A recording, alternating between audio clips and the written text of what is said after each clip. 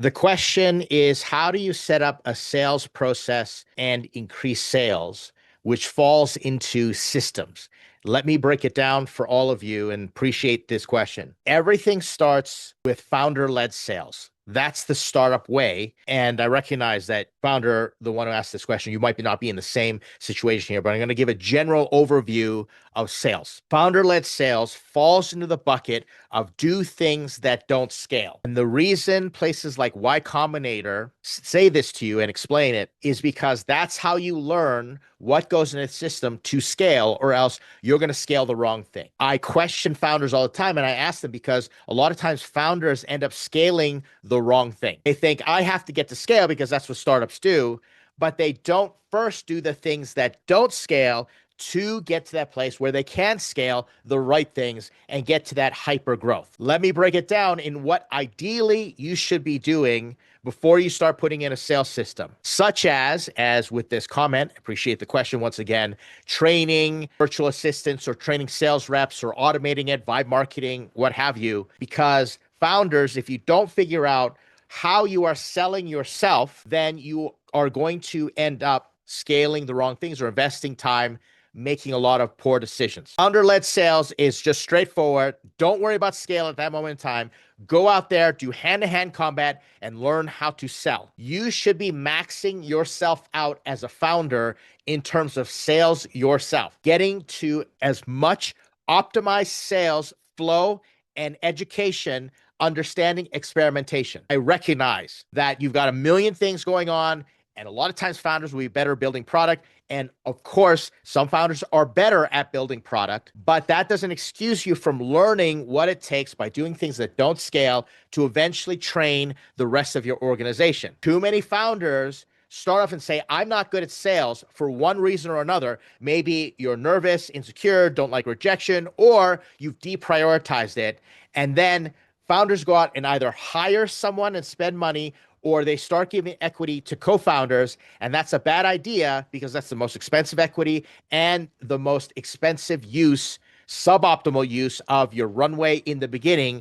Or if you don't have money and you're giving equity away, a lot of people say, I can do it, but you do it on performance and nobody performs, and then you're back at square one. You wasted a whole bunch of time that you do not have. In this case, the founder's telling me that you are going to get out and sell. Perfect. I like to go out and do hand-to-hand combat and learn all the ins and outs and do everything myself. And then anything that falls into the rule of three. If I have to do it more than 3 times in 3 steps and involve 3 or more people, then I will get a system in place, such as a virtual assistant. Right on this call right now, monitoring the chat, is someone who started off as my assistant, personal assistant, executive assistant, and now is executive operations, because she knows how to run all my processes that I have experienced myself and then put into a scope of work. You get to the point where your own sales is predictive and you start doing things that don't scale,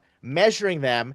And then if it falls into the rule of 3, then you think to yourself, all right, how can I get a virtual assistant? Or how can I create an AI agent? How can I do this through calendars or automate it and remove some of the friction? That's how you get that done. But what's important is how you systematize your sales. Then is the next step. And then what you do to measure and iterate. I do things myself, and then I record and I explain that to everyone through the recording, and then I send it off to the people trying to help me. Or I will ask ChatGPT, for sales, I do these 3 steps and I have to answer this email and go here. And when I say talk to more than 3 people, I'm talking about you have to email contact, might not be verbally having a meeting, although that might be the case. Then I send that recording or standard of procedure, an SOP, to my team, and then I get them to reflect back. I will do something such as record it, and I'll say, I'm going to tell you what to do and why you're doing it.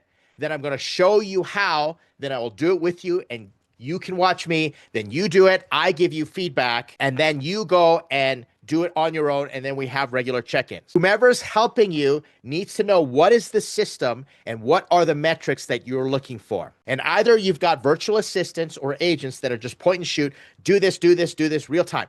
But that doesn't scale because it still relies on you to explain to everyone what to do on an ongoing and regular basis. Therefore, you want them to be automated. Therefore, you have to teach them how to make decisions. And it might be as simple as go ask what to do from this agent and then follow along right there. And I will do ongoing training with the system, with the people involved to iterate. In fact, this morning, I saw some suboptimal things in terms of our customer service and our ongoing sales that I went in and I adjusted the agent, the ChatGPT agent, and I said, okay, we need to make some adjustments and start changing the way that you deliver things. Micro adjustments. Every week, you have to know what your North Star is and what you're measuring, or you will never scale. Your North Star is the metric that exemplifies traction. And let me back up. For those of you who are watching and those of you in the audience, I know this is going to become something you have to think about because if you're raising investment, you have to figure out what traction are you communicating to investors. Traction is the behavior that symbolizes measurably that the user, your customer, recognizes the value, is changing behaviors, and puts you on a path towards profitability. Recognizing the value and then coming to your website and then churning, that's not traction. It has to be something that truly indicates that you are on the path to profitability. And it might not be revenue because revenue could be a lagging indicator. You could be making $1 million a year doing bespoke consulting, and it's actually not using your software. That's not traction for your startup. Therefore, if you are doing a sales thing, everybody needs to know what you're measuring. Case in point, I get a report every week, every Monday. Jen, my executive operations, sends me a report and I see all the unit economics. And I look at it and think to myself, what do I need to do to move the needle? And so I'll plan 3 activities around that one unit economic or that one North Star of traction to try and increase it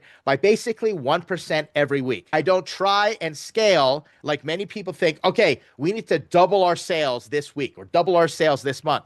I don't think that way. That's a goal. Atomic habits, you don't rise to your goals, you follow the level of your systems. I set a system in place that seeks out a 1% improvement across multiple metrics. Now, Ed, you might be saying, how does that get me to the 10% week over week growth that investors typically want to see, or that is a hallmark of hypergrowth startups? That's where exponential math comes in. That's 10% improvement. You can reach it by doing across 5 or 6 different metrics, 1.01% which improvement, or 1.01 factor, which is 1%. And I know I'm getting heady into the math, but that's literally how we inch our way to hyper growth instead of trying to bulldoze something and by sheer force of will, brute force something to grow. That's how you do it.